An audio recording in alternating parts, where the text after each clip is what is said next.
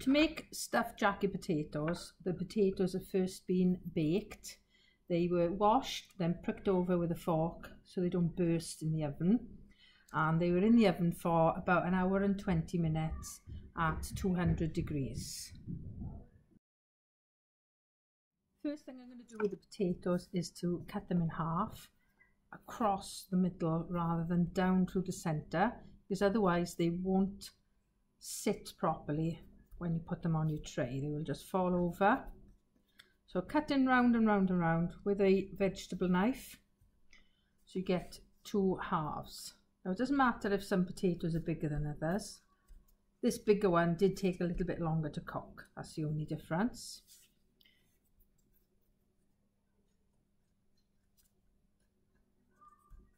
Now if you have, like I've got on this one, a little bad spot on the potato, it's no big deal, it's just a little bruise. So I'm just going to scoop it out with my spoon.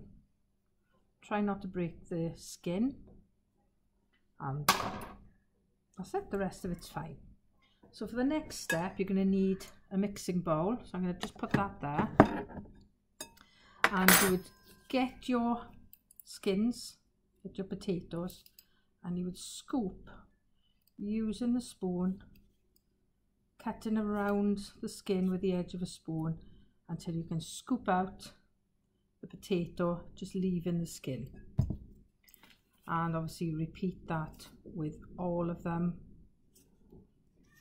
As you go along, you're dropping them into the mixing bowl. Once you've scooped them all out, the empty potato skins go back onto the baking tray they cooked on. It's lined with paper just to stop them sticking, but if you've got good non-stick trays, you don't have to do that. So what we've then got is all of the potato insides in a mixing bowl. I'm going to use a fork, you could use a masher, and I'm just going to mash or crush it up, turn in the bowl, and keep mashing until all of it is nice and broken down. You don't want any big lumps or chunks in your potato mixture. So just keep going and turn in the bowl. I'm now going to grate some cheese to add into my potato mixture, using the largest side of the grater and keeping your fingers and your nails well away from the blades. You don't want to grate them into your cheese. So just keep going with a flat hand, flat fingers, is much safer way of doing it. I've used about 100 grams of cheese, which was half a 200 gram block. The stronger the better, because you need less cheese to give you more flavour. I'm also going to put some spring onions into my potatoes, and first thing I'm going to do is to strip off any dried or old looking leaves off the outside of them.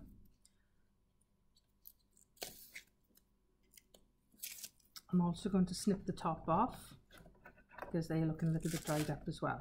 So at this point you'd have a look if they needed a wash, because sometimes they trap the dirt inside.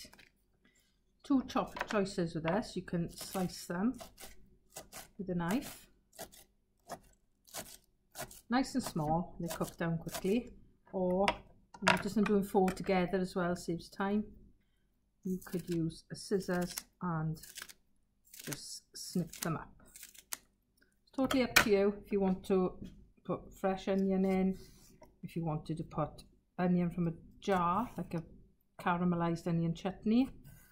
You could use onion powder, you could use garlic, you could put anything you like into it. I'm splitting those because the white parts tend to be a little bit stronger flavour. I'm going to just have a smaller piece.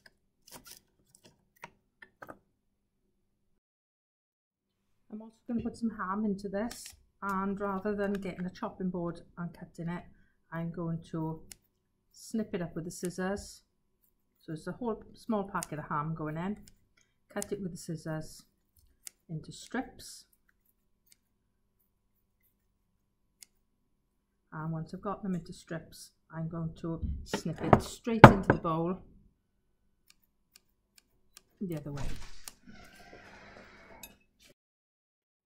Once you've prepared all your ingredients, they're going to go in the bowl with the potato. I've kept some of the cheese back ready to sprinkle on top, and that needs a really good mix. If your potatoes seem a bit dry, you could put a splash of milk in with them, or you could also beat an egg into there. That would enrich it and puff it up a little bit when they cook. So give it a really good mix. Don't be afraid to really squash it with the fork, and it will kind of shrink down as you mix through it. Once you've combined all your ingredients, you need a tablespoon. You get a spoonful of your mixture, you put it in the centre of your potato skins. Share it out, just keep going back. It's not the sort of mixture that's going to melt and fall out, so if they're quite piled high, it really doesn't matter. So you just go back over them, top them up until you've used all of your filling. It's quite a lot here because I've got quite a lot of ham in there. It's up to you how much of anything you put. Once you've completed them, I'm going to go back and flatten them down. So flatten them down with your fork. You don't want them too smooth. Where they're a little bit rugged, they go nice and crispy. And then I'm going to top each one with a little bit of cheese. Then they're going to go in the oven for 10 to 12 minutes. After 12 minutes, this is how they look. They should have a crisp skin and be lightly golden with melted cheese on the top. Obviously you need to leave them cool a little bit before eating, but they're nice, hot, warm, cold, anything goes to them.